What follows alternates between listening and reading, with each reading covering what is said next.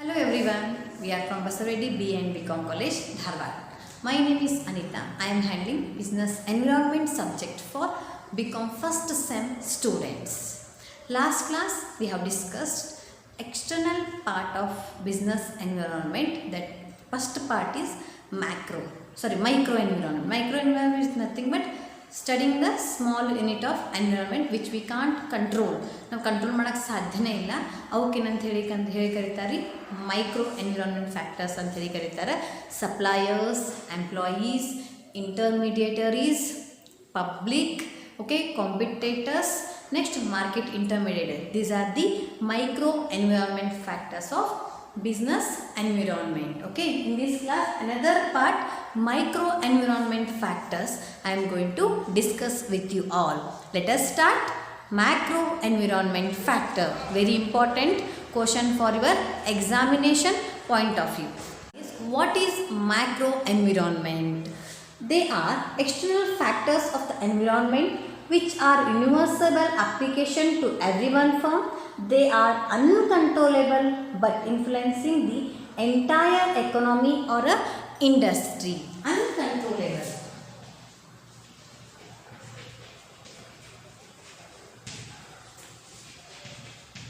Which are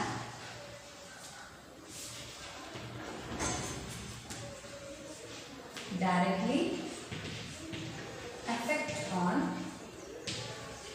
economy, which we can't control. ನಮ್ಮ ಕೈಯಲ್ಲಿ ನಾವು ಕಂಟ್ರೋಲ್ ಮಾಡೋಕ್ಕೆ ಸಾಧ್ಯನೇ ಇಲ್ಲ. ಅಂಥ ಫ್ಯಾಕ್ಟರ್ಸಿಗೆ ಏನಂತ ಹೇಳಿ ಕರೀತಾರೆ macro environment factors which we can't control. Okay, but it refers to the overall environment within which the business operate. These forces affect the consumers, operations and market conditions. Affect the consumers and market conditions.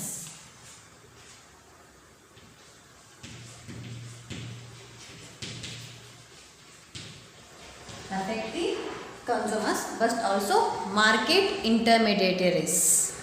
Affect the consumers and company operation also. Company operation also. ಇದೇನಾಗ್ತದೆ ಹೇಳಿ macro environment factors ಡೈರೆಕ್ಟಾಗಿ ಅಥವಾ ಇಂಡೈರೆಕ್ಟಾಗಿ effect ಆಗೇ ಆಗ್ತದೆ economy ಮೇಲೆ, which we can't control. ನಮ್ಗೆ control ಮಾಡೋಕ್ಕೆ ಆಗಂಗಿಲ್ಲ. ಅದೇನಾಗ್ತದೆ ಹೇಳಿ ಅದರದ್ದು ಎಫೆಕ್ಟ್ ಅಥವಾ ಅದರ ರಿಸಲ್ಟ್ ಕನ್ಸ್ಯೂಮರ್ಸ್ ಮೇಲೂ ಆಗ್ತದೆ ಮತ್ತು ಕಂಪ್ನೀಸ್ ಮೇಲೂ ಆಗ್ತದೆ, ಕಂಪ್ನೀಸ್ ಆಪ್ರೇಷನ್ ಮೇಲೂ ಆಗ್ತದೆ. ಓಕೆ, ವರ್ಕಿಂಗ್ ಕಂಡೀಷನ್ಸ್ ಆಗಿರ್ಬೋದು, ಕಂಪ್ನೀಸ್ ಆಪ್ರೇಷನ್ ಆಗಿರ್ಬೋದು. ಇನ್ macro environment factors ಯಾವ್ಯಾವ which are affecting to the business factors. Macro environment factors.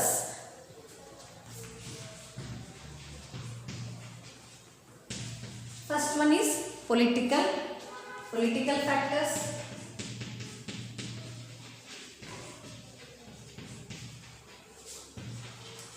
Second one is legal factors. Third one is socio-cultural factors.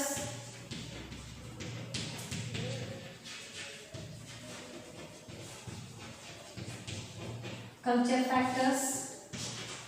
Fourth one is demographic factors.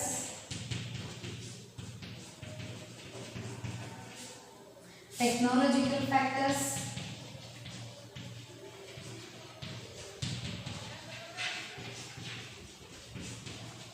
Technological factors, natural factors,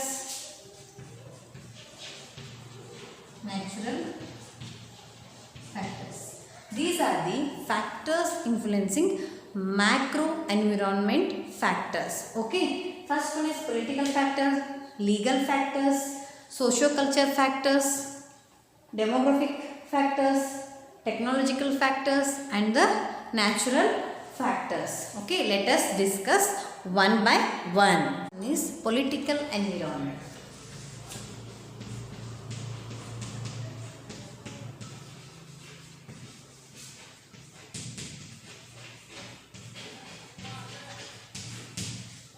ರಾಜಕೀಯ ಪರಿಸರ ಅಂಥೇಳಿ ಕನ್ನಡಲ್ಲಿ ಕರೀತಾರೆ.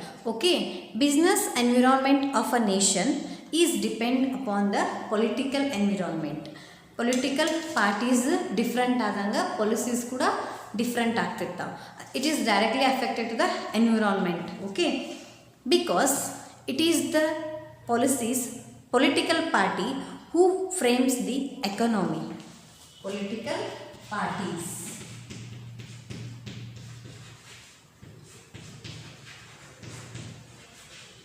who frame the policies.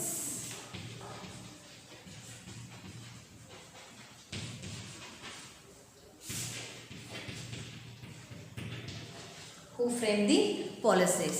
Okay, political parties who frame the economic policies, it influencing factors like tax, okay, tax,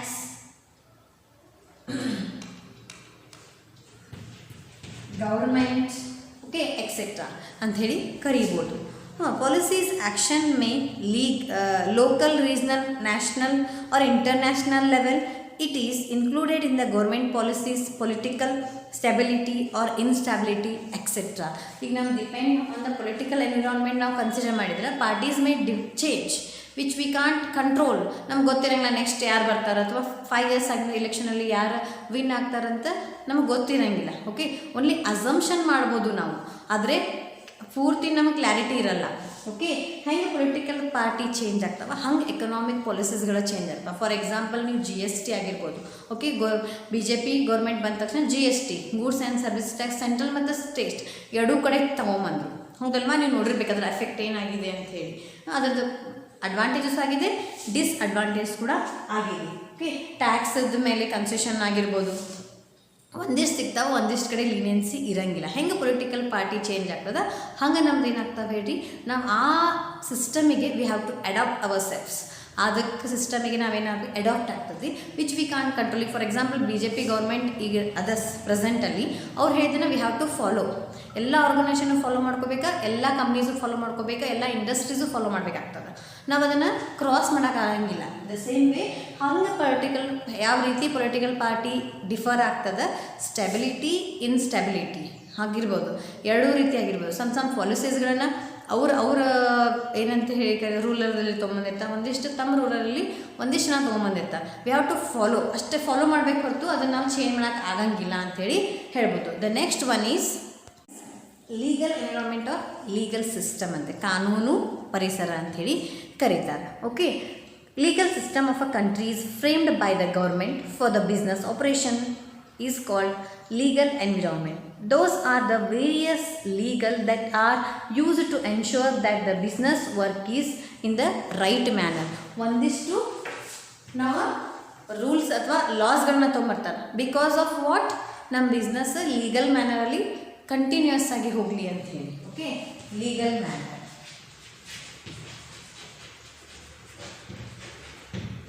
legal manner which we can't control. ಲಾನ ನಾವು control ಮಾಡೋಕ್ಕಾಗ್ತದೆ ಇಲ್ಲ, ಹೌದಲ್ಲ. ದ ಸೇಮ್ ವೇ ಏನಂತೇಳಿ ಬಿಸ್ನೆಸ್ ಸ್ಮೂತಾಗಿ ಹೋಗಬೇಕು ಅಂತಂದ್ರೆ we have to follow some rules and regulation which are adapted by the legal entities. Okay, the government regulates the laws and promote the economic growth to protect the consumers for the exploitation and other factors. The different legal system which define the environment are the context of law, consumers law, consumer protection law ಅಂತ ಹೇಳಿ ಏನು ಮಾಡ್ತದೆ, business ಒಂದಿಷ್ಟು ಲಾಸ್ಗಳನ್ನು ಅಥವಾ legal ಲಾಸ್ಗಳನ್ನು ಏನು ಮಾಡ್ತದೆ ಹೇಳಿ present ಮಾಡ್ತದೆ. ಈಗ for example consumer protection,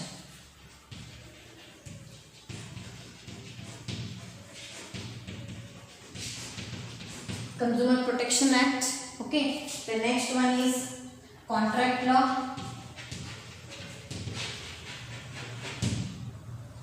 Next law, the government regulate the laws to promote the economic and the growth of the nation. Okay, ಯಾಕೆ ಮಾಡ್ತಾರೆ ಅಂತಂದ್ರೆ growth,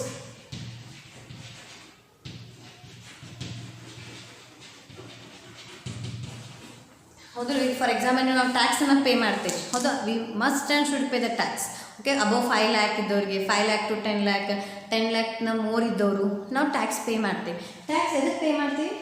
ಬಿಕಾಸ್ ಅವ್ರು ನಮ್ಮ ಎಕನಾಮಿಕ್ ಗ್ರೋತ್ ಚಲೋ ಆಗಬೇಕಲ್ಲ. We have to pay some tax to the government. ನಾವೆಲ್ಲ ಅನ್ನಕ್ಕೆ ಬರೋಂಗಿಲ್ಲ, ನಾವು ಕಷ್ಟಪಟ್ಟು ದುಡ್ದಂಥ ಅಮೌಂಟನ್ನ ನಾವ್ಯಾಕೆ ಟ್ಯಾಕ್ಸ್ ತುಂಬಬೇಕಂತ ಹೇಳಿ ಅನ್ನಕ್ಕೆ ಬರೋಲ್ಲ. ಬಿಕಾಸ್ ಅದೇನಾಗ್ತದೆ ಹೇಳಿ, ಲೀಗಲ್ ಮ್ಯಾನರಲ್ಲಿ ನಾವೇನು ಮಾಡ್ಬೇಕಾಗ್ತದೆ, ಅದನ್ನ ತುಂಬಬೇಕಾಗ್ತದೆ. ಅಕಸ್ಮಾತ್ ನಾವು ಇಲ್ಲೀಗಲ್ ಮನಿ ಮಾಡಿದ್ರೆ ನಮ್ಗೆ ರೈಡ್ ಆಗುವಂಥ ಚಾನ್ಸಸ್ಸು ಇರ್ತದೆ.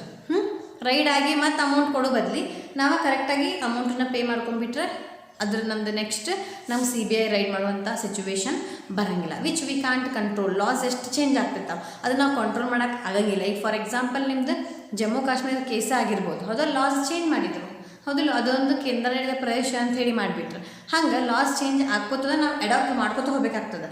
ನಾವು ಅದ್ರ ಅಡ್ವರ್ಸ್ ಆಗಿ ಬರೋಂಗಿಲ್ಲ. ಓಕೆ, ಅದ್ರ ಇದ್ದಂಥ ಲಾಸನ್ನು ಯೂಸ್ ಮಾಡಿಕೊಂಡು ಯಾವ ರೀತಿಯಾಗಿ ನಾವು ಅದನ್ನು ಸಕ್ಸಸ್ಫುಲ್ ಮಾಡ್ಕೋಬೋದು ಅನ್ನೋದು ಒಂದು ವೇ ಆಗಿ ಕರೀತಾರೆ. Okay, for the exploitation and other factors of the different legal system which are effective to the business environment or the contract of law, consumer protection act ಅಂತ ಹೇಳಿ ಮತ್ತೆ ಯಾಕೆ ಗ್ರಾಹಕ ರಕ್ಷಣಾ ವೇದಿಕೆ ಅಂತ ಹೇಳಿ ಕರೀತಾರೆ. ನಮ್ಮದಲ್ಲಿರೋಂಥ ಕ್ವರೀಸ್ಗಳನ್ನ ನಾವೇನು ಮಾಡ್ಬೋದು ಹೇಳಿ ಅಲ್ಲಿ ಹೋಗಿ ಫೈಲ್ ಮಾಡ್ಬೋದು. ಕಾಂಟ್ರಾಕ್ಟ್ ಲಾ ಅಂತ ಹೇಳಿ ಬರೋದು. ನೆಕ್ಸ್ಟ್ ನೀವು 5th ಸೆಮಿಲ್ ಹೋದ ಬಿಸ್ನೆಸ್ ಲಾ ಅಂತ ಕರೀತೀರಿ, ಅಲ್ಲೆಲ್ಲ ಬರ್ತದೆ. ಕಾಂಟ್ರಾಕ್ಟರ್, ಕಾಂಟ್ರಾಕ್ಟಿ, ಪ್ರಾಮಿಸರ್, ಪ್ರಾಮಿಸಿ ಅಂತ ಹೇಳಿ ಬರ್ತದೆ, ಅಲ್ಲಿ ಕಲೀರಿ. ಇಲ್ಲೇ ಕಾಂಟ್ರಾಕ್ಟ್ ಈಸ್ ನಥಿಂಗ್ ಬಟ್ ಇಬ್ಬರು ಪರ್ಸನ್ ನಡುವೆ ನಡೆಯುವಂಥ ಒಂದು ಕಾಂಟ್ರಾಕ್ಟ್. ಫಾರ್ ಎಕ್ಸಾಂಪಲ್ ಪಾರ್ಟ್ನರ್ಶಿಪ್ ಅಂತೇಳಿ ನೀವು ಕರೀತಿರಲ್ಲ, ದ ಸೇಮ್ ವೇ. ಇದು ವಿತೌಟ್ ಕಾಂಟ್ರಾಕ್ಟ್ ನಾವು ಏನಾರು ಕಾಂಟ್ರಾಕ್ಟ್ ಮಾಡ್ಕೊಳ್ಳಿಲ್ಲಪ್ಪ ಅಂತಂದ್ರೆ ಅವ್ರು ಯಾವಾಗ ಬೇಕಾದ್ರೂ ನಮ್ಮನ್ನ ಸ್ಕಿಪ್ ಮಾಡ್ಕೊಂಡು ಹೋಗ್ಬೋದು ಅಥವಾ ನಮ್ಮನ್ನ ಬಿಟ್ಟು ಹೋಗ್ಬೋದು ಅಂತ ಹೇಳಿ ಕರೀತಾರೆ. ಅದಕ್ಕೆ ನಿಮ್ಮದು ಒಂದು ಲಾಫುಲ್ ಮ್ಯಾನರಲ್ಲಿ ಇತ್ತಂದ್ರೆ ನೀವೇನು ಮಾಡೋ ಅವ್ರ ವಿರುದ್ಧ ಕೇಸ್ ಹಾಕ್ಬೋದು. The next one is socio culture environment. Okay, there are the factors which affect the business socially. Every factors like family, okay, education,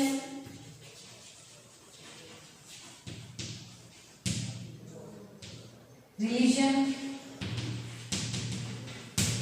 customer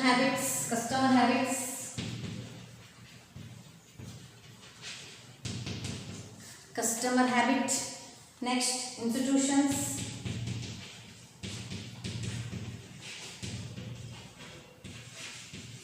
etc. These are the socio-cultural factors which affect the business. For example, customer choice, taste, family, education, religion ಹೆಂಗೆ change ಆಗ್ಕೋತಾ ಹೋಗ್ತದೆ ಹಂಗೆ ಅವೇನಾಗ್ತದೆ indirectly ನಮ್ಗೆ ಬಿಸ್ನೆಸ್ಗೆ affect ಆಗೇ ಆಗ್ತದೆ. One or another way of affect ಆಗೇ ಆಗ್ತದೆ. Okay, education, religion and the consumption etcetera, buying capacity, preference, languages etcetera, how they affect. For example ನೀವು ಬೈಯಿಂಗ್ ಕೆಪಾಸಿಟಿ ಆಗಿರ್ಬೋದು. ಇನ್ಕಮ್ ಹೈ ಇದ್ದಾಗ ನೀವು ಬಹಳಷ್ಟು ಪರ್ಚೇಸ್ ಮಾಡ್ತೀರಿ, ಇನ್ಕಮ್ ಲೋ ಇದ್ದಾಗ ಕಡಿಮೆ ಪರ್ಚೇಸ್ ಮಾಡ್ತೀರಿ. ಅವೆಲ್ಲ ಏನಾಗ್ತವೆ ಹೇಳಿ indirectly affected to the environment ಅಂತ ಹೇಳಿ ಕರಿಬೋದು. Is demographic environment.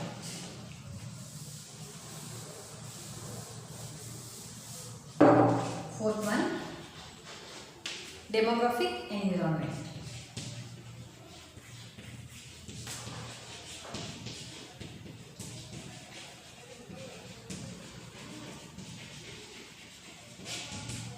Okay, demographic environment, it is the study of human population in the size and the location, age, gender, occupation, like entire etc. It's the study of gender,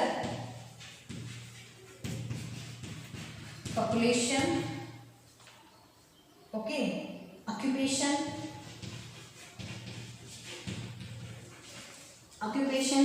okay, income,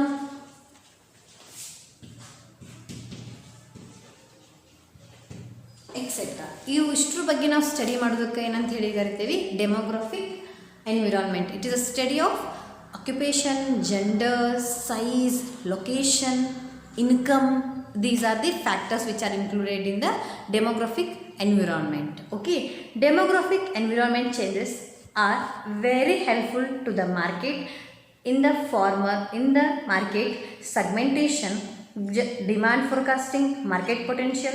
Business demographic factors affect the demand for the goods and services market within the growing population and income are the growth market because rapid income population indicates a growing demand for the many product, increase in the supply of a cheap and labor cost ಅಂತ ಹೇಳಿ ಹೇಳ್ಬೋದು. Okay, demographic ಏನಾಗ್ತದೆ ಹೇಳಿ, which changes the market ಸಂಖ್ಯೆ. ಇದರಿಂದ ನಮಗೆ ನಾವು market segmentation ಗೊತ್ತಾಗ್ತದೆ.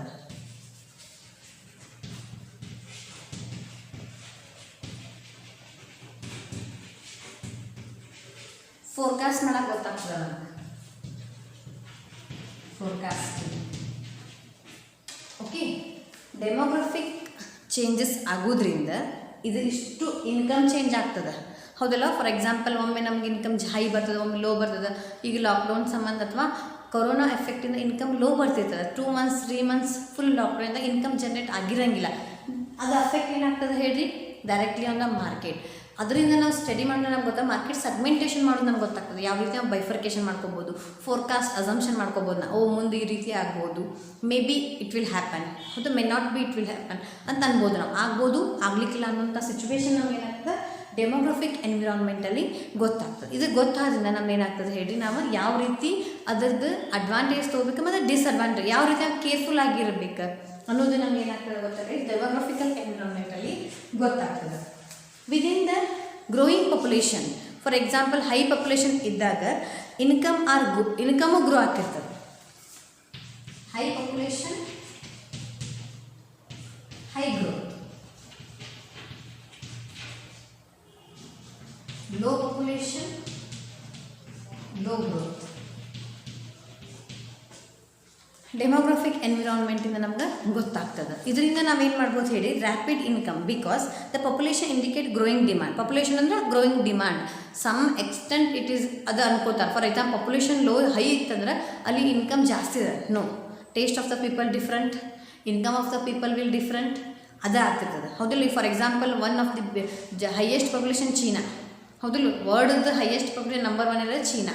ಅದರಲ್ಲಿ ಪ್ರೊಡಕ್ಷನ್ ಜಾಸ್ತಿ ಆಕೈತಿ, ಜಾಸ್ತಿ ಆಕೈತಿ ನೋ, ಯಾಕಂದ್ರೆ ಪ್ರೊಡಕ್ಷನ್ ಲೋ ಇತ್ತಂದ್ರೆ ಡಿಫ್ರೆಂಟ್ ಮಾರ್ಕೆಟ್ ಸೆಗ್ಮೆಂಟೇಷನ್ ಇದ್ದು ಸಪ್ರೇಟಾಗಿ ಜಾಯಿನ್ ಆಗ್ತಾರೆ ಅವ್ರು, ಹೌದಿಲ್ಲ. ಈಗ ಫಾರ್ ಎಕ್ಸಾಂಪಲ್ ಎಲ್ಲರೂ ಒಂದೇ ಸ್ಕೂಲಿಗೆ ಹೋಗಂಗಿಲ್ಲ, ಬೇರೆ ಅವ್ರು ನಿಯರೆಸ್ಟ್ ಸ್ಕೂಲಿಗೆ ಹೋಗ್ತಾರೆ. ಎಲ್ಲರೂ ಒಂದೇ ಸ್ಕೂಲಿಗೆ ಹೋಗ್ತಾರೆ, ಅವ್ರು ನಿಯರೆಸ್ಟ್ ಎಲ್ಲಿ ಇರುತ್ತೆ ಅಲ್ಲಿ ಹೋಗ್ತಿರ್ತಾರೆ. ದ ಸೇಮ್ ವೇ ಏನಾಗ್ತದೆ ಹೇಳಿದ್ರೆ, high population high growth, low population low growth ಅನ್ನೋದು ರಾಂಗ್ ಆಗ್ತದೆ. ಸಮ್ ಎಕ್ಸ್ಟೆಂಟ್ ಗ್ರೋತಲ್ಲಿ ಇಟ್ ಈಸ್ ಓಕೆ ಅಂತ ಹೇಳಿ ಹೇಳ್ಬೋದು. Demand and many for the product increasing in the labour supply and the cheap cost. ಇದರಿಂದ ಏನಾಗ್ತದೆ ಗೊತ್ತಾಗ್ತದೆ, ನಾವು ಎಷ್ಟು ಹೈ ಅಮೌಂಟನ್ನ ಹಾಕಿ ಅಥವಾ minimum cost with maximum satisfaction ಅಂತ ಹೇಳಿ ಕರೀತಲ್ಲ, the same minimum cost maximum satisfaction.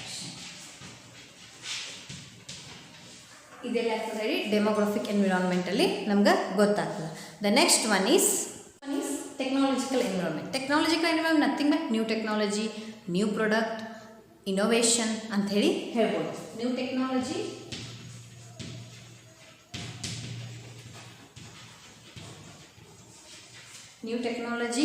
New product, new products. New technology, new products, new market. New technology, new product, new market. Technology is nothing but application of science knowledge to practice commercial purpose. Technology means application of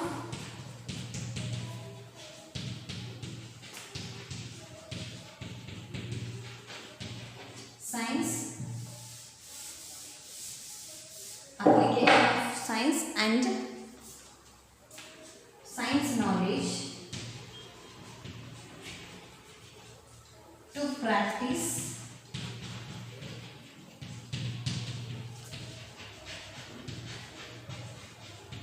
commercial purpose.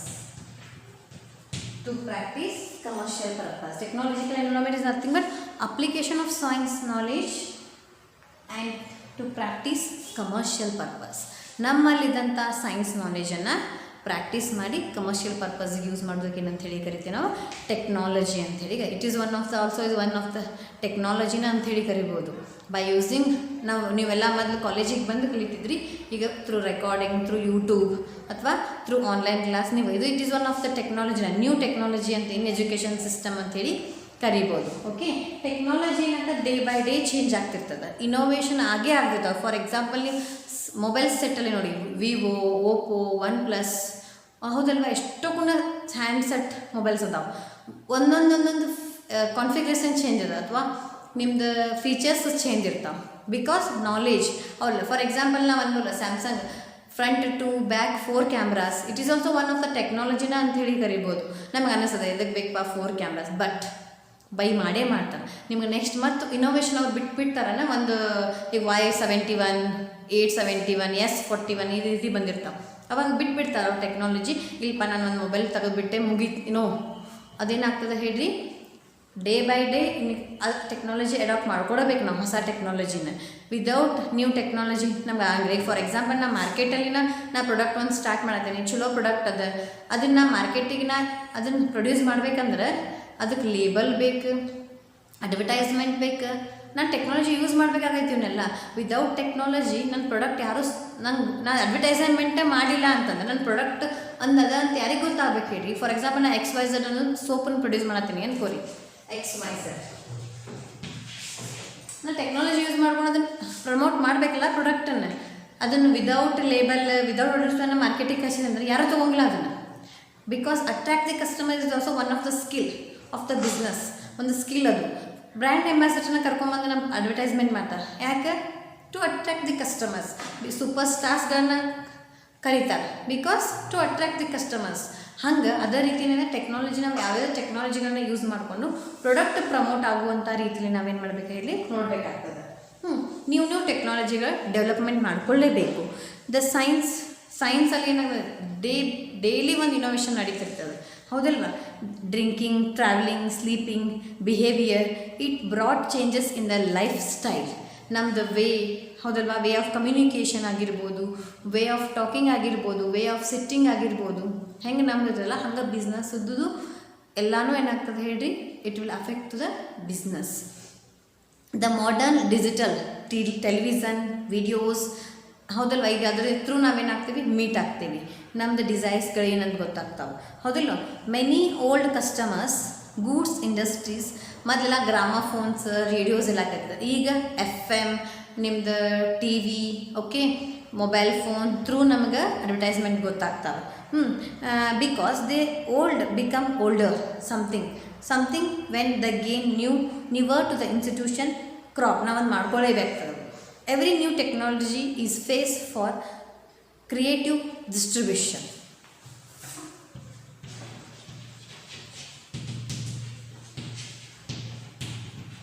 ಎಲ್ಲ ಟೆಕ್ನಾಲಜಿನೂ ಒಂದೊಂದು creative distribution ಮಾಡ್ಕೊಳ್ಳೇಬೇಕಾಗ್ತದೆ. Adapt ಮಾಡ್ಕೋದು ಏನಾಗ್ತದೆ ಹೇಳ್ರಿ, ಒಂದು advantages ಅದ, ಒಂದು ಡಿಸ್ಅಡ್ವಾಂಟೇಜಸ್ ಅದ. For example, old companies which R not adapting new technology, it may decline. ಅವ್ರೇನಾಗ್ಬೋದು ಹೇಳಿ, ಡಿಕ್ಲೈನ್ ಆಗ್ಬೋದು, ಮೇ ಬಿ ಡಿಕ್ಲೈನ್ ಆಗ್ಬೋದು ಸಮ್ ಎಕ್ಸ್ಟೆಂಟ, ನಾಟ್ ಆಲ್. ಈಗ ಫಾರ್ ಎಕ್ಸಾಂಪಲ್ ಮೈಸೂರು ಸ್ಯಾಂಡಲ್ ಸೋಪುದು ಅಡ್ವರ್ಟೈಸ್ಮೆಂಟೇ ಇಲ್ಲ ಇತ್ತು, ಈಗ ಎಲ್ಲಿ ಅಡ್ವರ್ಟೈಸ್ಮೆಂಟ್ ನೀವು ನೋಡಿಲ್ಲ. ಪ್ರೆಸೆಂಟ್ ಹೇಳತ್ತನ ಈಗ ರೀಸೆಂಟ್ ಡೇಸಲ್ಲಿ ಇಲ್ಲ, ಬ್ರ್ಯಾಂಡ್ ಅಂಬಾಸಿಡರ್ ಇಲ್ಲ. ಆದರೂ ಅದೇನಾಗ್ತದೆ ಹೇಳಿ, ಮಾರ್ಕೆಟಲ್ಲಿ ಎಲ್ಲರೂ ಸೋಲ್ಡ್ ಮಾಡ್ತಾರೆ, ಪರ್ಚೇಸು ಮಾಡ್ತಾರೆ. ಅದಕ್ಕೆ ನಾನು ಹೇಳಿದೆ ಸಮ್ ಎಕ್ಸ್ಟೆಂಟ್, ಸಮ್ ಗೂಡ್ಸಿಗೆ ನಾನು ಅಷ್ಟೇ ಇದನ್ನು ಎಕ್ಸಾಂಪಲ್ ಕೊಡತ್ತೇನೆ. ವಿಚ್ ನಾವು ಯಾವುದು ಅಡಾಪ್ಟ್ ಮಾಡ್ಕೊಳ್ಳಿಲ್ಲ ಅಂತಂದ್ರೆ we are nothing but declining our business. ನಾವು ಡಿಕ್ಲೈನ್ ಆಗತ್ತೇವಿ ಅಂತೇಳಿ ಅಂದ್ಕೋಬೇಕು. ಫಾರ್ ಎಕ್ಸಾಂಪಲ್ ನೋಡಿರಿ, ಹೊಸ ಟೆಕ್ನಾಲಜಿ ಬಂದಿಂದ ಹಳೆ ಟೆಕ್ನಾಲಜಿ ಔಟ್ಡೇಟೆಡ್ ಆಗತ್ತವೆ. ಈಗ ನೀವು ರೇಡಿಯೋಸ್ ನೋಡಲ್ಲ ನಾವು, ಹೌದಲ್ಲ? ಮೊದಲ TVs ಹಳೆ ಬ್ಲ್ಯಾಕ್ ಆ್ಯಂಡ್ ವೈಟ್ ಟಿವಿ, ಎಲ್ಲಿ ಬ್ಲ್ಯಾಕ್ ಆ್ಯಂಡ್ ವೈಟ್ TVs ನೋಡಲ್ಲ. ಸೊ ಅದು ಹೊಸ ಟೆಕ್ನಾಲಜಿ ಬಂದಂಗೆ ಹಳೆ ಟೆಕ್ನಾಲಜಿ ಏನಾಗಂದರೆ ಔಟ್ಡೇಟೆಡ್ ಆಗತ್ತವೆ.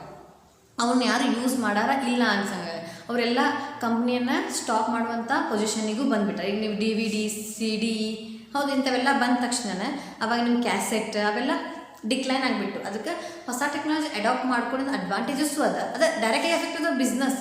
ಈಗ ಅವ್ರ ಬಿಸ್ನೆಸ್ಸಿಗೆ ಇವ್ರು ಇನ್ನೊಬ್ಬರು ಹೊಸ ನ್ಯೂ ಟೆಕ್ನಾಲಜಿ ಅಡಾಪ್ಟ್ ಮಾಡಿದ ಅವ್ರ ಬಿಸ್ನೆಸ್ ಗ್ರೋ ಆಯಿತು, ಇನ್ನೊಬ್ರು ಬಿಸ್ನೆಸ್ ಡಿಕ್ಲೈನ್ ಆಯಿತು. ಡೈರೆಕ್ಟ್ಲಿನೂ ಅಫೆಕ್ಟ್ ಆಯ್ತು, ಇಂಡೈರೆಕ್ಟ್ಲಿನೂ ಅಫೆಕ್ಟ್ ಆಯ್ತು. ಇದು ಮ್ಯಾಕ್ರೋ ಎನ್ವಿರಾನ್ಮೆಂಟ್ ಫ್ಯಾಕ್ಟರ್ಸ್ ಅಂತ ಹೇಳಿ ಕರಿಬೋದು. We have to adapt our self by changing environment ಹೆಂಗೆ ಚೇಂಜ್ ಆಗ್ತದೆ, ಟೆಕ್ನಾಲಜಿ ಹೆಂಗೆ ಚೇಂಜ್ ಆಗುತ್ತೆ, ಅದಕ್ಕೆ ನಾವೇನು ಮಾಡ್ಬೇಕು ಹೇಳಿ ಅಡಾಪ್ಟ್ ಮಾಡ್ಕೊಳ್ಳೇಬೇಕಾಗ್ತದೆ. Marketer always aware of the new technologies, ಹೊಸ ಟೆಕ್ನಾಲಜಿನ ಹೌ ಟು ಅಡಾಪ್ಟ್ ಅನ್ನೋದನ್ನು ನಾವೇನು ಮಾಡಬೇಕಾಗ್ತೈತೆ ರೀ ಇಲ್ಲೇ ತಿಳ್ಕೊಳ್ಳೇಬೇಕಾಗ್ತದೆ. ನಾವು ಅವೇರ್ನೆಸ್ ಇರಬೇಕು by using research and development, ಹೌದಲ್ವಾ. Unlimited innovations day by day unlimited innovations. ನೀವು ಮೊಬೈಲ್ ಫೋನ್ಸಲ್ಲಿ ಆಗಿರ್ಬೋದು, ಟಿ ವಿಸಲ್ಲಿ ಆಗಿರ್ಬೋದು, ರೆಫ್ರಿಜಿರೇಟರಲ್ಲಿ ಆಗಿರ್ಬೋದು, ಎಲ್ಲ ಸೆಕ್ಟರಲ್ಲಿ ಆಗಿರ್ಬೋದು. ಈಗ for example work from home, ಇದು ನೀವು ಟೆಕ್ನಾಲಜಿನ we have to adapt our self, ಹೌದಲ್ಲ. ದ ಸೇಮ್ ವೇ ಟೆಕ್ನಾಲಜಿ ಹೆಂಗೆ ಚೇಂಜ್ ಆಗ್ಕೊಂಡು ಹೋಗ್ತೈತಿ, ಅದಕ್ಕೆ ನಾವು ಅವೇರ್ನೆಸ್ ಇರಲೇಬೇಕಾಗ್ತದೆ. ವಿದೌಟ್ ಅವೇರ್ನೆಸ್ ಏನಾಗ್ತದೆ, it is also how the technology to use. First ನಾವು ಟೆಕ್ನಾಲಜಿ ಯಾವ ರೀತಿಯಾಗಿ ಯೂಸ್ ಮಾಡಬೇಕು ಅನ್ನೋದನ್ನು ಕಲಿಬೇಕಾಗ್ತದೆ. It is a plan for market oriented.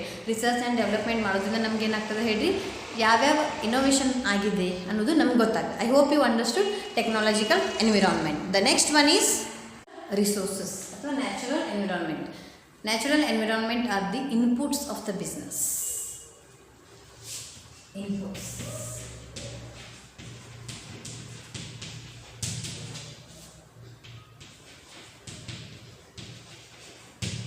ನೇಚರ್ದು inputs ಇಲ್ಲ ಅಂದರೆ ನಮ್ಮ ಪ್ರೊಡಕ್ಷನ್ ಸ್ಟಾಪ್ ಆಗಿಬಿಡ್ತದೆ. ದ ಸೇಮ್ ಇದರಲ್ಲೇ ನಾನ್ ರಿಸೋರ್ಸ್ ಇದು ರಿನೋವಬಲ್ ಮತ್ತು ನಾನ್ ರಿನೋವೇಬಲ್ ಅಂತಂದರೆ which we can't gain, which we can not gain. ನಮ್ಗೆ ವಾಪಸ್ ತೊಗೋಬೋದು ಅಥವಾ ವಾಪಸ್ ತೊಗೋದಕ್ಕೆ ಆಗಂಗಿಲ್ಲ. ದೀಸ್ ಆರ್ ಅವೆರಡು ಪಾಯಿಂಟ್ಸ್ ಏನಾಗ್ತದೆ ಹೇಳಿ ಇಂಡೈರೆಕ್ಟ್ಲಿ ಅಫೆಕ್ಟ್ ಆಗೇ ಆಗ್ತದೆ ಎನ್ವಿರಾನ್ಮೆಂಟಲ್ಲಿ.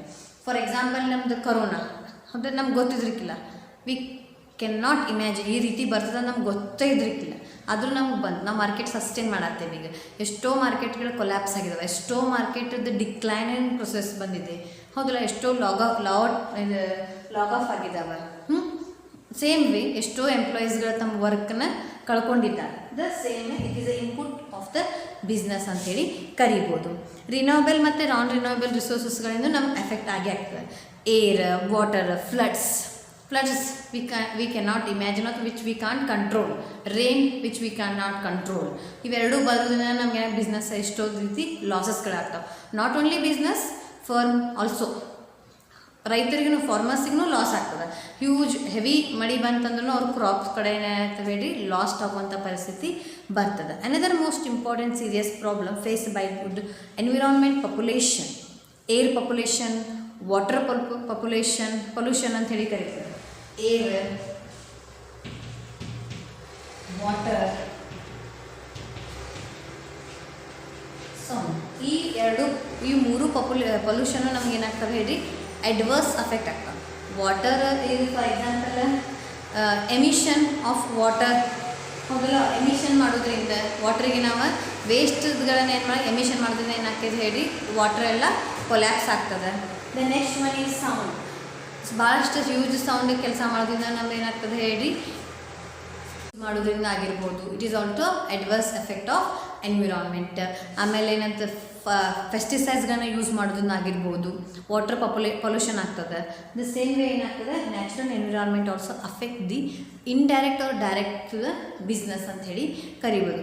As a marketer manager have realise that the consumer preference ecological product, ನಾವು ಪ್ರಾಡಕ್ಟ್ನ ಇಕಲಾಜಿಕಲ್ ಬ್ಯಾಲೆನ್ಸಲ್ಲಿ ಇಟ್ಕೋಬೇಕಾಗ್ತದೆ. Okay, control to the energy save.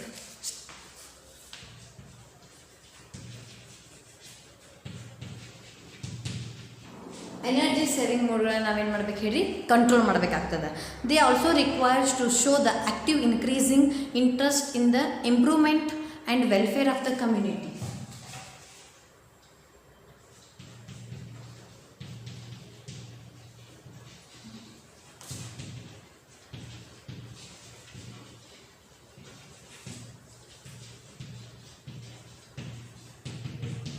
Improvement and welfare of the community. I hope you understood micro and macro environmental factors. Macro environmental factors are 6: political, legal, socio-cultural, technology, okay, amele natural, and the last one is economic environment factors. I hope you understood. Okay, thank you.